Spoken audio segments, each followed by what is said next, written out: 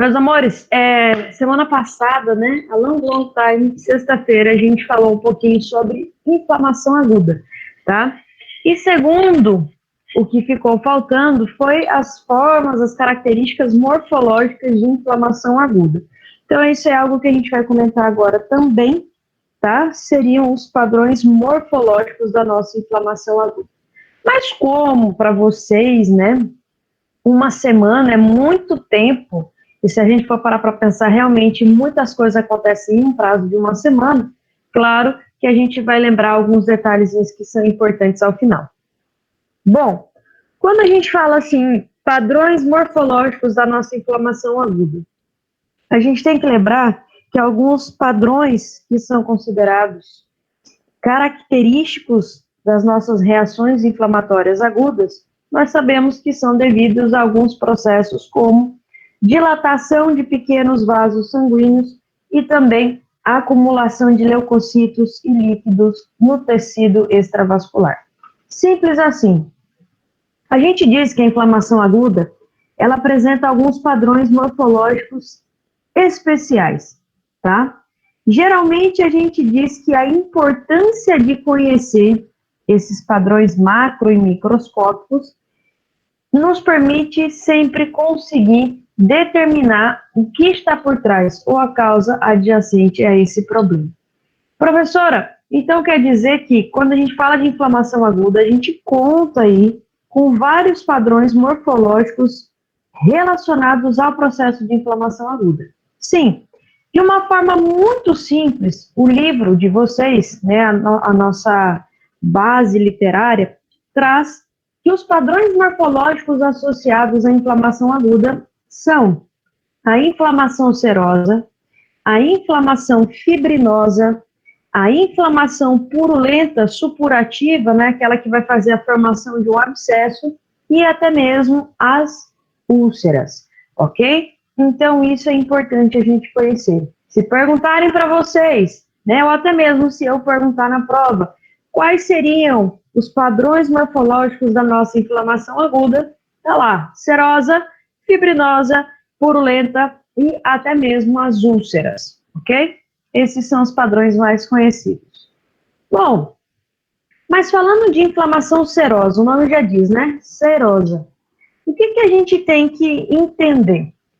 Que a inflamação com característica serosa, ela se caracteriza pela saída de líquido pouco denso que, dependendo muito da localização, pode até mesmo proceder do próprio soro sanguíneo ou da secreção do revestimento mesotelial. Como assim? Cavitário, né? Cavidade peritoneal, cavidade pleural, cavidade pericárdica. Temos um outro exemplo, vesículas cutâneas, aquelas famosas ampolhas, ou também são chamadas de flictemas, as vesículas cutâneas que se formam nos processos de queimadura, tá? Principalmente aí relacionada à queimadura de primeiro grau, aonde não temos lesão da epidermis. Então, nós temos aí que forma um grande acúmulo de líquido imediatamente por debaixo da zona da epidermis. Esse tipo de exudado se vê de forma precocemente também nas reações inflamatórias agudas, e a gente diz que há um padrão dominante de lesões que são de característica leve, que é característica de certo tipo de agente causal. Como? Se a gente for parar para pensar numa inflamação serosa, a gente vai associar com uma pleurite tuberculosa, tá? A gente também pode associar com uma pleuresia por derrame. Então, esse seria o ponto importante. Professora, eu ainda não consegui, né, ter uma ideia geral sobre essa inflamação serosa. Então, o que vocês têm que entender? Que na inflamação serosa, o líquido, ele não é um líquido infectado, tá? Isso é importante. Ele não é infectado por organismos destrutivos e não contém grandes quantidades de leucócito, ok? Por quê? Eu tenho que saber que aquele líquido que eu tenho grande concentração de leucócito, ele tende a proporcionar ou a gerar o que nós conhecemos aí como uma inflamação purulenta, que é um processo diferenciado, tá bom? Vocês sabem, já ouviram isso em termos clínicos, mas para quem não é da área, ou para quem não ouviu ou não conhece, toda acumulação de líquido em cavidades, nós temos com o nome de derrame, tá bom? Isso daí é interessante vocês conhecerem, por quê? Porque nós temos várias afetações em várias zonas diferentes, ok? Bom, se a gente for falar, por exemplo, um exemplo de uma inflamação serosa, aí cita de forma muito bacana as ampolhas cutâneas que formam pelo processo de queimadura, tá? Ou também por um processo de uma infecção vírica, onde nós temos a acumulação de um líquido seroso na epiderme que foi lesionada ou imediatamente por baixo dela mesma. Então, é o que mostra essa imagem, onde nós temos a setinha ali. Isso é uma característica de uma inflamação serosa, tá bom? A gente tem que aí mostra a nossa epidermis, e essa epidermis ela está separada da dermis, porque eu tenho uma acumulação focal de um derrame seroso, tá? Então, isso seria a característica de uma inflamação serosa. Eu não quero que vocês fiquem aí pensando nos mínimos detalhes possíveis para, o que está relacionado a isso, ou o que está relacionado àquilo. Não, não é nem esse ponto. Eu quero que vocês peguem os exemplos. Por exemplo, professora, quando a senhora fala de inflamação serosa, quais são os exemplos no meu cotidiano, né? No meu dia a dia, na minha vida, que eu preciso saber? Bom, para quem não gosta de ficar lembrando de muitos detalhes, é só vocês lembrarem de ampolhas cutâneas relacionadas ao processo de queimadura. Simples assim. Ou também lembrar de algum processo relacionado aos derrames, né? Derrame pleural, derrame pericárdico, tá? Também é um processo fácil de lembrar. Pronto. Então, a gente viu a característica de uma inflamação serosa. A inflamação fibrinosa, o nome já diz, né? Fibrinosa. Em certas respostas inflamatórias que afetam as cavidades corporais, ali também como cavidade pleural, saco pericárdio, nós temos aí que aparece um exudado de grande quantidade de proteínas plasmáticas, incluindo fibrinógeno ou fibrinogeno, e a precipitação de massas de fibrina. Como o nome já diz, inflamação fibrinosa, é claro que eu tenho que lembrar de fibrina. Vocês vão conhecer, né, eu acredito, não, é semestre que vem, em Anatopato 2, que a gente vai falar um pouquinho de patologias cardíacas, mas tem uma patologia chamada de pericardites fibrinosa, tá? Então, a gente vê ali que o pericárdio, ele passa a ser tomado, transformado por essa inflamação fibrinosa. Então, o nosso espaço, que seria ali, nesse caso, nesse exemplo, o pericárdio, ele pode ficar praticamente cheio de massa de fibrina, blandas e laxas, que aderem a ambas as hojas do pericárdio, ou seja, ao pericárdio visceral e o pericárdio parietal, tá? Bom, professora, se eu tenho fibrina, isso aí vai me levar a uma certa rigidez tecidual, com certeza. Então, nós temos uma patologia aí que é considerada de grande importância, a pericardite fibrinosa, e que tem como uma característica macroscópica interessante, chamada de pericardites em pão com mantequilha, né? Pão com manteiga, tá? Depois vocês vão entender o porquê, vou mostrar a imagem para os senhores. Nós temos que esse exudado fibrinoso, ele pode ser reabsorvido algumas vezes, né? Então, aí a gente tem a resolução desse exudado, que é o que acontece na maioria das vezes, na maioria dos casos, onde nós temos esse acúmulo exudativo. Mas, se a gente diz que favorece o crescimento do fibroblasto e de algumas gemas capilares, que transformam o famoso precipitado fibrinoso em um tecido conjuntivo vascularizado, quando eu digo que esse exudado teve o seu processo de organização. A organização, por exemplo, de uma pleurites ou pericardites, nós falamos que pode obliterar as cavidades serosas e afetar a função do órgão que queda aderido à estrutura ao seu redor. Então, além de um exemplo desse pericárdio, ele se aderir ao coração, e claro que se ele se adere ao coração, ele vai impedir com que o coração realize o movimento de sístole e diástole, né? Esse coração ele fica limitado ali dentro desse saco e ele não tem para onde se expandir. Também temos a rigidez, né, que seria uma rigidez bem característica devido ao acúmulo de fibrina, tá?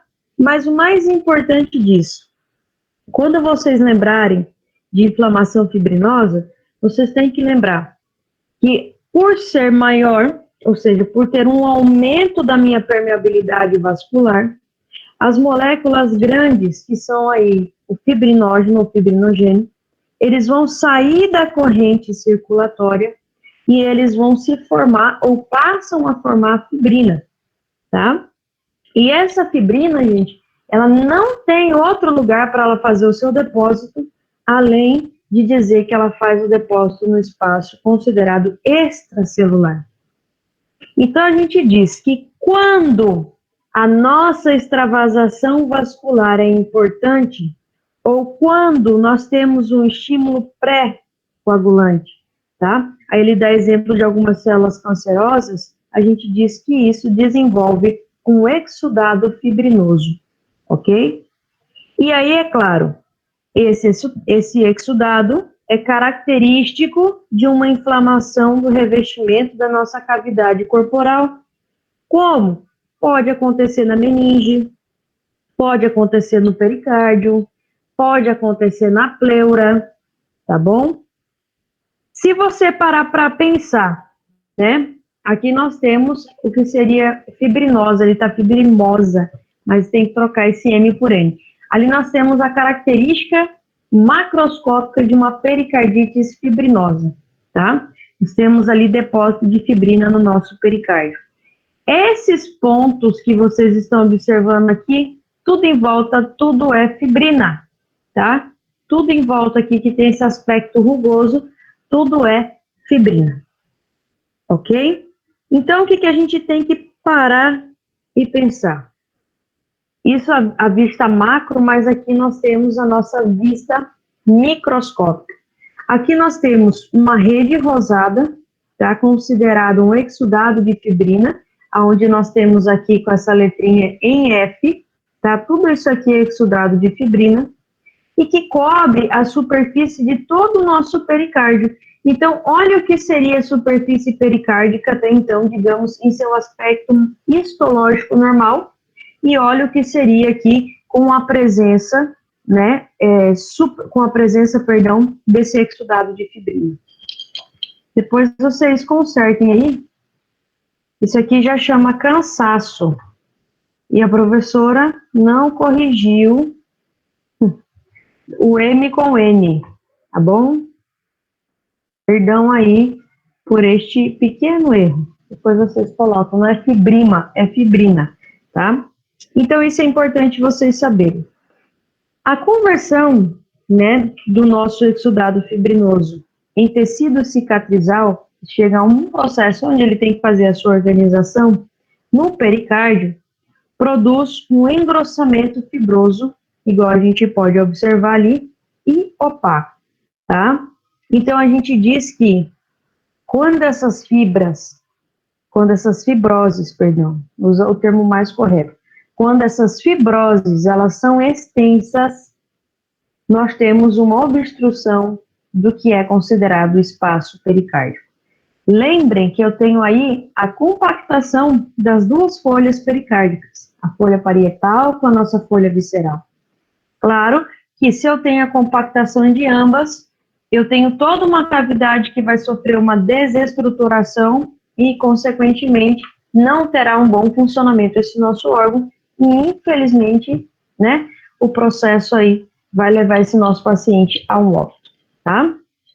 Isso é uma das formas morfológicas de apresentação de uma inflamação aguda. Agora, geralmente, essa inflamação fibrinosa, ela não é tão comum, né, assim, por dizer que a gente sempre vai acompanhar um paciente ou outro que vai apresentar. Diferentemente do que a gente acompanha em inflamação purulenta ou supurada, tá? O processo de inflamação purulenta ou supurada é algo muito característico, isso aí vocês acompanham sempre na vida de vocês intra-hospitalar. Por quê? Porque a nossa inflamação purulenta, ela nada mais se caracteriza por uma produção de pus, ok? Um exudado que é formado por neutrófilos, formado por resíduos que são considerados liquados, tá? Que eles passam a ficar líquidos, e também esse resultado que a gente diz liquado, esse líquido, nada mais é decorrente das próprias células necróticas e do nosso líquido do edema. Então, a inflamação purulenta ou supurada é aquela na nossa prática mais comum, tá? Nós temos grande produção de pus, exudado purulento, e alguns micro-organismos, como estafilococcus, produzem esse tipo de supuração, por isso a gente chama ou denomina que eles são bactérias piógenas ou piogênicas, tá? Bom, se vocês pararem para prestar atenção, nós temos aí um exemplo muito clássico. Um exemplo de uma inflamação supurada seria o processo de uma apendicite aguda, tá? Nós temos ali que se encontram massas de leucócitos polinucleares infiltrados de forma difusa ou em acúmulo em toda a espessura da parede. E o pus, coagulado, ele pode recobrir a superfície e lenar a luz do órgão. Tudo bem, só que o que acontece?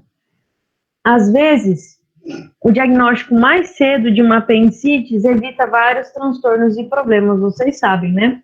Até então, essa inflamação purulenta ou supurada, ela está dentro da cavidade, dentro da luz do órgão, perdão, dentro do apêndice. Quando nós temos um edema, e esse edema ele passa a ser progressivo devido a esse processo inflamatório infeccioso, nós temos aí que toda a parede do órgão passa a ficar mais, mais vulnerável. E a um determinado ponto, ou a gente tem a morte desse tecido, ou a gente tem o quê? A famosa supuração. É quando nós temos que esse apêndice, ele estoura, por assim dizer, ele se rompe, e aí eu tenho uma inflamação cavitária, né? Todo aquele produto que estava na luz daquele órgão sai para a cavidade. E aí o meu problema é maior ainda, porque eu tenho antes uma inflamação que até então era local, há uma inflamação que pode vir a ser sistêmica. Por outros motivos, mas vocês sabem que uma peritonite, né, uma peritonite nesse ponto, é você levar o paciente, às vezes, para fazer uma laparó, abrir esse paciente, tirar tudo para fora, lavar e depois botar tudo para dentro de novo. Então, a gente diz assim que tem como frear a situação? Tem, desde que o diagnóstico seja bem feito e de forma precocemente. Mas tudo bem. Bom, então a gente disse ali, né, de um exemplo mais comum de inflamação supurativa, que seria o processo de uma apendicite aguda. Vale lembrar também que um abscesso é um exemplo de uma inflamação supurada localizada, né? Quando a gente fala de abscesso, a gente lembra. Abscesso são acumulações localizadas de tecido inflamatório purulento, causado aí por uma supuração alojada no tecido, no órgão ou no espaço limitado, tá? Professora, mas por que produz? Porque, olha lá, se produz por uma disseminação de bactéria piógena dentro de um tecido. Então, a gente diz que os abscessos, eles são acúmulos localizados de pus, produzidos por supuração de um tecido, órgão ou em um espaço cerrado, o qual se produz pela implantação profunda de algumas bactérias piógenas ou piogênicas nos nossos tecidos. O abscesso ele vai começando com o acúmulo local de neutrófilos em um espaço criado pela necrose policoativa de células originais do tecido, e à medida que se desenvolve, pode expandir-se, tá? Aí é o que nós temos uma consequência, que seria o processo de uma necrose das células que estão à sua volta. Com o tempo, se a gente não drena esse abscesso, tá? Ou se esse abscesso ele não sai ao exterior, a gente diz que o problema é que ele pode começar a tabicar. Quando a gente fala o termo tabicação, a gente fala infiltração. Ele pode começar a infiltrar por todo o tecido conjuntivo, tá? O que a gente diz que vai representar aí uma barreira limitante a um processo de uma disseminação. Então, toda vez que vocês escutarem o termo abscesso, independentemente de onde for a localização deste mesmo abscesso se drenar, tá? Não tem como, professor, eu posso passar um antibiótico, fazer uma profilaxia, mas enquanto vocês não drenarem aquele abscesso, vocês não vão ter uma resolução completa do caso. Então, independente da localização, todo e qualquer tipo de abscesso, ele tem que ser drenado, tá? Isso é uma das perguntas que a gente gosta muito de fazer intra-hospitalar, e principalmente os médicos falam, abscesso, drena ou não drena, né? Então, os abscessos, gente, eles têm uma região central e geralmente aparece uma massa de leucócitos necróticos e células tissulares. Em volta, né, nós temos aí a área de neutrófilos que são preservados e também nós temos uma dilatação vascular, uma proliferação parenquimatose fibroblástica e, claro, né, isso aí né, nada mais é que um indicativo de um processo de uma inflamação que passa a ser crônica e entraria logo em seguida com o processo de reparação. Infelizmente, se a gente diz, né, ao tempo, deixa esse abscesso aí, se ele não tabica, a gente pode dizer que eles podem ficar mais rodeados por uma parede e, em última instância, serem reemplaçados por um tecido considerado conjuntivo. Então, aí a gente tem um abscesso, né, bacteriano subcutâneo com uma coleção de pus, tá?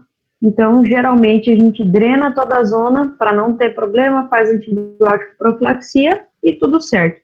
Lembrando, né, que esse pus nada mais é que um produto de degradação. Então, é algo que tem que ir ao exterior, de toda e qualquer forma. Bom, aqui a gente também consegue observar, né, que o abscesso em si, ele contém vários neutrófilos, vários resíduos celulares, e claro, aqui não dá para ver muito bem na imagem, mas tudo isso que está em vermelhinho aqui, tá? Na realidade, a imagem tem toda essa zona aqui vermelha por fora, mas isso aí nada mais são do que vasos sanguíneos congestionados, ok? Nós vamos também falar de congestão de vasos sanguíneos numa das aulinhas que já seguem aí o curso, tá? Então, isso seria uma característica microscópica de um abscesso. Okay? Professor, desculpa aí, no caso, esse vermelho, essa parte mais vermelhada, esses pontos mais vermelhos, seriam esses pontos mais vermelhos aqui? Isso, aqui a imagem não ficou muito clara, mas tudo em volta aqui nós temos vasos sanguíneos, e esses vasos sanguíneos, eles estão congestionados. Sim, entendi. Tá bom? Eis que eu escuto uma voz do além de repente. É o Anderson, né? Isso, sou eu mesmo. Já gravei, viu? Eu já gravei a voz e já gravei o nome. Já tá decorando. Já. Opa, eu sou rápida para isso. Bom, meus queridos, úlceras, né? Úlcera nada mais é que um defeito ou uma escavação local na superfície de um órgão ou tecido, induzido por esfacelação. O que é esfacelação? Esfacelação, quando você diz, está esfacelado, está desprendendo, está desprendido, tá? É uma esfacelação de tecido necrótico inflamado. Vamos já mostrar aqui a nossa imagenzinha do que seria a característica de uma úlcera. O que é importante ressalvar? Que o processo de ulceração, ele produz, ou só se produz, quando eu tenho a presença de uma necrose tissular e consequente a uma inflamação, né, que está presente na nossa superfície ou muito próxima dela. Então, o que é frequente? Onde eu tenho úlcera, Úlcera, geralmente, a gente observa na mucosa de boca, no estômago, né, no intestino, em via geniturinária, ou nós também podemos observar na pele, podemos observar em tecido subcutâneo, principalmente a nível de extremidades inferiores, né? Muito característico naqueles pacientes que apresentam uma idade avançada, naqueles pacientes que apresentam transtorno circulatório, porque a gente sabe que a probabilidade de predispor uma necrose isquêmica é muito grande e essa necrose vai ter uma característica de uma extensão muito maior, tá? Quando a gente entrar em patologias digestivas, nós vamos falar um pouquinho de úlcera péptica, tá? Úlcera do estômago, ou até mesmo a nível de duodeno. Por quê? Porque vocês vão ver que o processo está associado ou coexiste em relação a uma inflamação aguda e crônica, ok?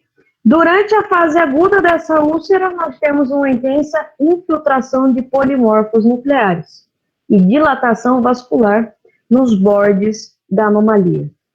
Ao essa lesão fazer-se crônica, tá? Os bordes e a base dessa úlcera desenvolve uma proliferação fibroblástica, desenvolve uma cicatrização e, consequentemente, acúmulo de linfocito, acúmulo de macrófago e também de células plasmáticas.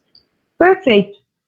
Então, as úlceras, né? Nós temos aqui, infelizmente, a imagem que não é muito linda e muito satisfatória, mas nada mais temos ali, ao exemplo, uma úlcera duodenal crônica, né? Nós temos ali que é algo que vai infiltrando as regiões, porque vai perdendo, né, todo o tecido em circundância, e a imagem do lado, como diz na descrição, nós temos ali um corte transversal da característica de uma úlcera duodenal com um exudado inflamatório agudo em base, tá? Isso aqui nada mais é o que eles chamam de exudado inflamatório agudo em base. Professora, engraçado, né? Quando a gente fala de úlcera, a primeira coisa que vem na mente é a nível gástrico, né? A primeira coisa que vem em mente é a nível duodenal. Mas a gente, na prática nossa, no dia a dia, nós lidamos com várias coisas interessantes, principalmente úlceras, né? Úlceras de pressão, úlceras de decúbito, úlceras nos membros inferiores. E por que será, professora, que é tão difícil fazer o tratamento dessas úlceras, né? Principalmente lá, se você tem um paciente que apresenta uma ulceração no membro inferior e você está ali fazendo desbridamento quando é necessário, fazendo a curação quando é necessária, mas chega a um determinado ponto que ela parece que não progressa mais, que você não vê mais um tecido de cicatrização ali. Vocês sabem qual é o problema? O problema das úlceras é que, na maioria das vezes, não se trata a causa real. Por exemplo, se eu tenho um paciente que apresenta uma ulceração no membro inferior, que eu desconheço, tá? Ou eu não controlo que esse meu paciente pode ser um potencial diabético ou é um diabético, adianta alguma coisa? Não. Por isso que eu digo que a maioria dos problemas ou das afecções a nível de pele, né, ou a nível de um órgão em si, nós geralmente não cuidamos do que a gente diz a causa primária ou causa estabelecida. E aí é que está o problema, porque o resto não vai ter resolução, tá? Então, sempre, não adianta a gente querer curar a carcaça se dentro dessa carcaça tem algo que não está bacana. Então, se você está vendo que você está fazendo um processo de uma curação, né, que você não tem uma evolução dessa ferida, essa úlcera geralmente ela só aumenta, ela não tende a diminuir, será que o que está faltando aí? Então, aí a gente analisa todos os fatores desse paciente, tá? Principalmente, é claro, se a gente sabe que a diabetes, ela influi no processo da micro e macrocirculação, então, por isso, pode ser um dos motivos na qual vocês não vão ter o processo de resolução, tá? Eu sempre falo isso, por quê? Porque às vezes a gente quer muito tratar ou muito cuidar de um problema específico, mas a gente esquece do resto, tá? Bom, então isso aqui é para que vocês não se esqueçam, nós temos alguns padrões morfológicos importantes, como inflamação ulcerosa, inflamação fibrinosa, inflamação supurativa ou até mesmo purulenta e as úlceras, tá? Lembrem que a inflamação ulcerosa nada mais é que uma extravasação de um líquido pouco espesso. A acumulação de líquido nessa cavidade nós temos que leva ao nome de um derrame. A inflamação fibrinosa, nós temos que o fibrinogênio, tá, atravessa a barreira vascular e se forma fibrina que deposita no espaço extracelular. A inflamação supurativa ou purulenta, eu tenho uma produção de grande quantidade de pus ou exudado purulento que contém neutrófilos, necrose liquefativa e líquido de edema. E as úlceras, eu tenho um defeito local ou escavação de uma superfície de um órgão ou tecido que se produz por perca do tecido necrótico inflamado. Então, são os padrões morfológicos bem característicos. Tá bom? Mas, com tudo que nós vimos, nós chegamos a um ponto e falamos bem assim. Bom, qual é a evolução da minha inflamação aguda, né? Então, todos os processos inflamatórios agudos evolucionam de uma das três formas seguintes. Primeiro, ou eu tenho a resolução completa, como a gente já tinha comentado. Segundo, eu tenho a curação por reposição de tecido conjuntivo, né, cicatrização ou fibrose. E terceiro, progressão da minha resposta a uma inflamação crônica. Simples assim. É a forma que nós temos para resolver esse problema em relação à minha inflamação aguda. A imagem não ficou muito nítida, mas dá para vocês entenderem, tá? Que nós temos ali uma lesão, né? Isso faz um comparativo da minha inflamação aguda para crônica. Mas vamos lá. A minha lesão, seja ela um infarto, seja ela por uma infecção bacteriana, seja por toxina ou um traumatismo. A minha inflamação aguda, eu sei que a característica dela vai ser o quê? Câmbios vasculares, recrutamento de neutrófilos, e eu tenho os meus mediadores que vão atuar nesse processo. Bom, até aí tudo tranquilo. Mas eu tenho que pensar em várias características. Eu posso ter um processo de resolução em relação à minha inflamação aguda? Claro que sim. Quando eu tenho a eliminação do meu estímulo lesivo, quando eu tenho a eliminação dos meus mediadores e células de inflamação aguda, substituição das células lesionadas e volta tudo à função normal. Por outro lado, eu posso também ter um processo de formação de pus, né, que se cria aí um abscesso, e, consequentemente, isso tem que chegar a um processo de cicatrização. Mas aí eu lembro, professora, cicatrização me leva a pensar em quê? Em fibrose. E na grande maioria das vezes, a fibrose, infelizmente, está associada à perda de função. Não, o tecido não está morto, mas ele perde um pouco a sua função. Mas digamos, né, que por um motivo essa inflamação aguda, ela tem a sua progressão. Claro que ela vai virar uma inflamação crônica. E aí eu penso em inflamação crônica, né? Eu tenho outros processos, angiogenia, infiltrado de células mononucleares e fibrose, né? A minha cicatriz, como a gente viu, a própria inflamação crônica em si, ela leva a uma cicatrização, e a cicatrização só chega a um ponto, fibrose. Show! E ali diz que a lesão pode ser por outros fatores, né? Infecção vírica, infecção crônica, lesão persistente, que é o caso que a gente está comentando, e enfermidades autoimunitárias. Então, de um jeito ou de outro, nós temos que ter uma resolução. Se não tem, qual é a outra opção? A cicatrização. Não cicatrizou, não formou pus, não formou abscesso, né? E esse abscesso não cicatrizou, ela vai progressar. E quando ela progressa, ela vira uma crônica, mas a crônica também tem que ter o seu processo de cicatrização, que vai levar a uma fibrose. Então, ao final de tudo, vocês sempre vão estar aí, sempre vão, né, escutar o que nós temos como processo de fibrose, tá? Isso daí nada mais é, gente, o processo da nossa inflamação aguda associada à resolução, à cicatrização por fibrose ou a levar a um processo de uma inflamação crônica, tá bom?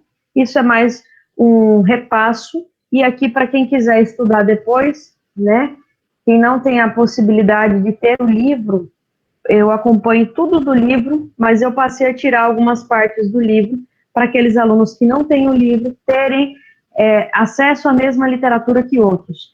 Então, aí, para aqueles que querem estudar depois, vocês podem estar lendo o resumo de todo o processo de inflamação aguda, tá bom? Então, isso daí nada mais é para ajudar vocês, e aqueles que quiserem, sintam-se à vontade. Às vezes, professora, eu não tenho o livro, a senhora pode me ceder tal parte, ou pode me dar um jeitinho aí. Certo, meus filhos?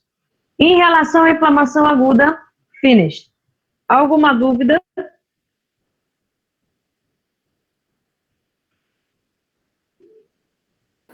Professora, dá licença. Toda. Queria só saber aonde se enquadraria as pústulas. Pústula, a gente vai ver os tipos diferentes em relação às lesões. Mas o que você quer saber das pústulas? Não, é que no começo do conteúdo você comentou sobre derrame, né, que é o acúmulo de líquido entre dois tipos de tecido e tal. E aí eu lembrei de umas lesões pústulas que eu tive contato quando estava no laboratório, e aí eu só queria saber onde elas se enquadravam, entendeu? As pústulas, né, que a gente já caracteriza aí como pápulas também, né, elas nada mais são que elas contêm pus, que seria até o mesmo processo de uma espinha, por assim dizer, e geralmente elas são, a gente vai ver diferente de pústula, de pápula, existem lesões primárias e existem lesões secundárias, a gente vai falar um pouquinho dessas lesões depois, tá? Mas você que fala em relação aqui, uma inflamação aguda ou crônica, é isso? No caso ela é aguda, né? Isso. Eu não sei se é nesse sentido que você queria ou não. Sim, é isso mesmo. Ah, tá. Obrigado. Nada. Professora. Oi. Eu fiquei com uma dúvida sobre a questão da fibrose ser um processo que gera perca de função. Assim, no início você falou que da questão da pericardite fibrosa, por exemplo, ela seria irreversível porque geraria a perca da função? Em relação, você fala processo patológico, da patologia em si, né? Isso, da patologia em si. Você já ouviu falar de pericardite fibrinosa ou não? Já ouvi falar antes, mas para explicar mesmo foi a primeira vez. Para escutar a explicação. Ah, tá. Olha só. A perca da função, a gente diz devido a esse processo, que seria o processo de fibrose. O que você acha que a fibrose ela traz como uma consequência para o nosso organismo? No caso, seria a rigidez. O que você acha? Isso, a fibrose, ela vai... Oi?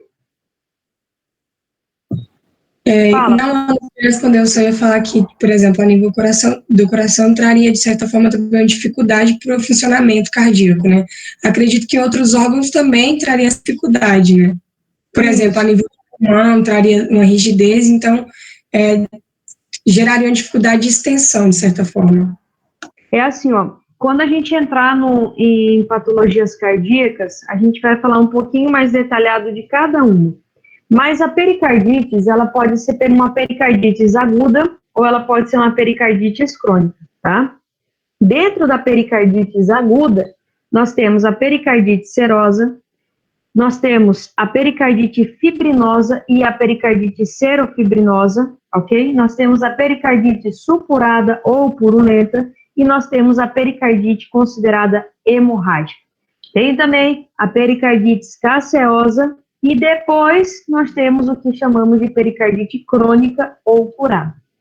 Como em questão eu dei um exemplo para vocês de uma pericardite fibrinosa ou também chamada de serofibrinosa, a gente diz que nada mais é que o meu paciente ao início ele teve um derrame de líquido seroso e esse derrame de líquido, ele veio mesclado com exudado fibrinoso, tá? Geralmente isso acontece, tá, após um infarto agudo do miocárdio, ou o que a gente chama de uma síndrome pós-infarto, certo? Essa pericardite fibrinosa, morfologicamente falando só dela, nós temos que o nosso pericárdio, a sua superfície, fica seca, áspera, tá? Apresenta várias granulações que são bem finas, ok? E quando eu tenho um processo inflamatório associado, ou esse processo inflamatório ele é mais intenso, produz um líquido espesso, um líquido amarelo e túrbio. E isso nada mais é porque eu tenho grande concentração de leucócito e de hemácias. Ok? Consequentemente, a tudo isso eu tenho um acúmulo muito grande de quê? Fibrina. Só que o que vale lembrar que essa fibrina, ela pode ser digerida e o exudado, ele pode desaparecer e fazer seu processo de organização. Só que, em contrapartida, se isso não tem o seu processo de resolução, nós temos o quê? Aí sim nós temos um processo de uma maior complicação, porque o coração, ele não vai conseguir trabalhar de uma forma adequada. Por quê? Porque o pericárdio, ele vai ficar um pouco mais engrossado, vai ter uma certa rigidez, tá? E isso vai inviabilizar o funcionamento do órgão. Não sei se eu ajudei você. Oi, Vitória? Entendi sim, professor. Entendi. É porque minha dúvida era essa mesmo, se sempre seria um processo irreversível, mas agora eu entendi. Não. Olha, vale lembrar, gente, que quando a gente fala da pericardite fibrinosa, a gente está falando de uma inflamação aguda, tá? E a inflamação aguda, ela pode resolver de forma bacana, show de bola, ou ela pode progressar para algo crônico. É isso que eu quero que vocês entendam, meus filhos. O exemplo que eu dei para vocês de padrões morfológicos da inflamação aguda, tá? A gente chega a um processo de resolução. Caso isso não ocorra, nós temos um processo associado à progressão de uma inflamação crônica. Ou eu posso ter a formação de pus na minha cavidade e isso resultar em um processo de fibrose. Tá? Oi? Não entendi.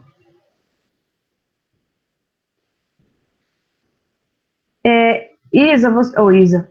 Vitória, você entendeu? Entendi sim, prof. Obrigada. Entendeu, minha querida? Nada. Então, depois de tudo isso que a gente viu desses tipos de pericardites, aí a gente fala de uma pericardite crônica ou curada, tá? Que daí são outras formas. Aí tem pericardite constritiva, dentre outras, tá? Pessoal, vamos dar um tempinho aí para minha garganta dar uma respirada, eu vou tomar uma água e a gente volta com outro slide, tudo bem? Enquanto isso, vocês tomam um cafezinho também. São